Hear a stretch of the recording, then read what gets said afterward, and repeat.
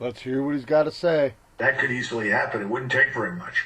So the north, what do you call it? The northeastern portion of the Middle East is unraveling. You have the war with Iran that's continuing, and you would think that someone in Israel would see that as long as Iran remains defiant and is opposed to them, and there is no agreement between them, opening another front that would include the Turks would be suicidal. But apparently Iran is not as big a deal as all these guys are claiming. They're liars. They're straight up liars. It's got something to do with stocks. I haven't put my finger on it all the way, but they're lying. They want you to believe. They want to keep it unstable. They want you to believe that it's unstable. There's a power vacuum or whatever it might be. But that's not the case. I think that's just how they're keeping goods up artificially. You know, the prices. they don't care about that. I think even the people in Washington are afraid of that now. And I think that's why you were hearing about NATO. And Israel, you know, if their hearts are hardened and they're doing some foolish things, it's all part of God's will. He's the one that's guiding any king or any leader. He's the one that puts them in those places. He uses evil people to accomplish good things. That's where all these people are mixed up, hating on Israel all the time. They don't get it, dude. Read the Bible, man. All you gotta do is read your Bible. Spend some time with Yeshua, our Father, for 10 minutes a day to start. To some extent.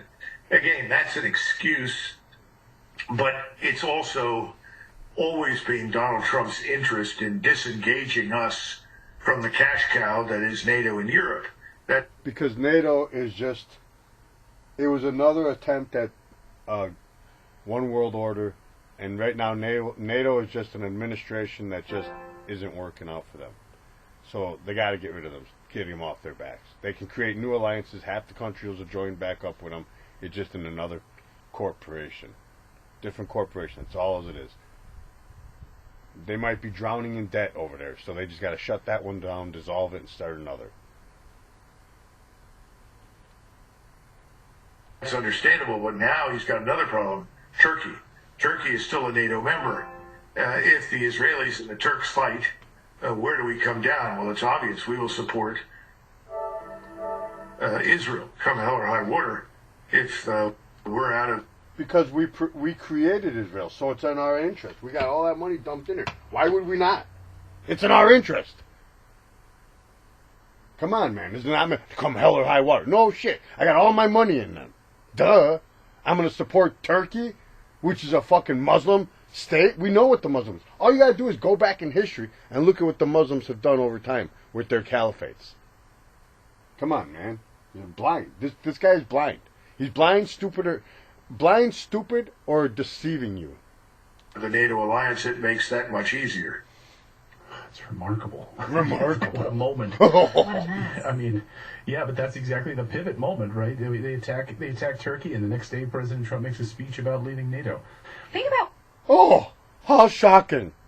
How shocking. Because Turkey is in bed with the Muslims. They're full-on Muslims. They want Sharia. Come on, man. Wake up, dude. All these smart-ass people on TV and can't figure this out. You can't figure this out.